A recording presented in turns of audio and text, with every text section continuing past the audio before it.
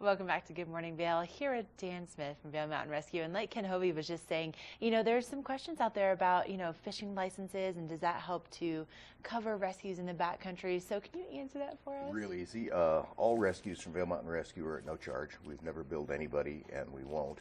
Generally speaking, the rescue is free any place unless we have to fly you with a medical helicopter, and that's between you and your health insurance.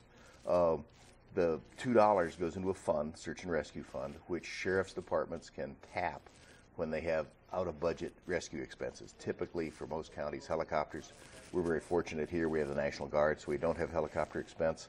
But money left over at the end of the year goes into a grant pool. We apply for grants for equipment. Like this year, we're applying for grants for radios.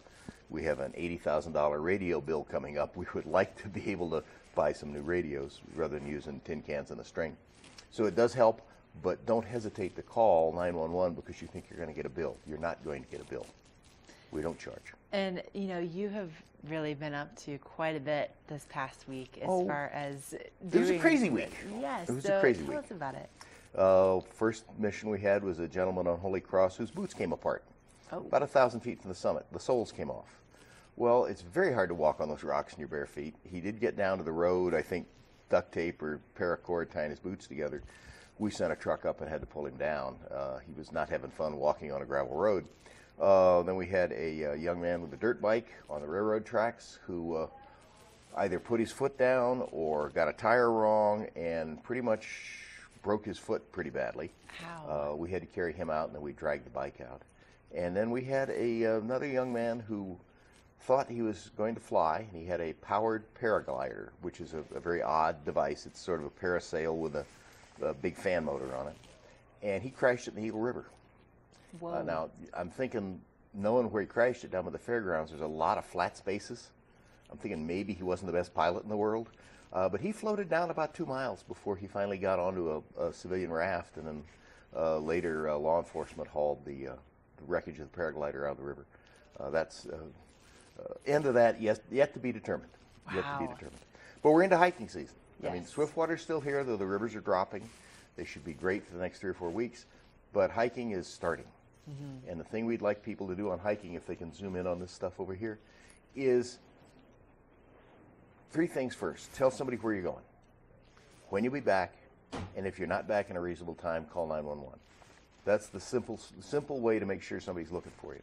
The way to not have to have someone look for you and be lost is to carry a map, a compass, and a GPS. Which you brought a couple selection of of maps. Yes. So we have the Vail Summit map, the one in your right Summit hand, map. is about a $12 hiking map. It's a compilation of various USGS sheets available at all the hiking stores, and it's 90% of the trails you're going to be on. Yeah. The other 2 are different scales of maps for this area. Those are Nat Geo maps that are pretty good. Mm-hmm. And the last one is what they all start from. This is a USGS geological survey map. That one happens to be of Holy Cross. And the maps are good, but you have to open them. Right. When you get to the trailhead, open the map. Find where you are. Note that the trail goes up and turns right, or goes up and turns left, or goes down and goes somewhere. And when you're not doing that, look at your map again. Then to know where you are on the map, there are 2 devices. Yes. This is the modern one, the GPS. This These are really helpful. Talks to a satellite. That one happens to have the map sheets on it. Those are about $300. They're great as long as the batteries work. When the batteries don't work, what's great is one of these, a compass. This has worked since before Columbus. Since before Columbus. You can tell which way north is, and you'd be surprised the number of people you have to talk to who don't know where north is. Well, you say, look, you're lost. I'm pretty sure I know where you are. If you'll just walk north, which way is north? Do you have a compass? No. You shouldn't ever go in the woods without one of those. That happens to be a military one, but the hiking ones are just as good. Nice part about that one, it glows in the dark without your headlamp.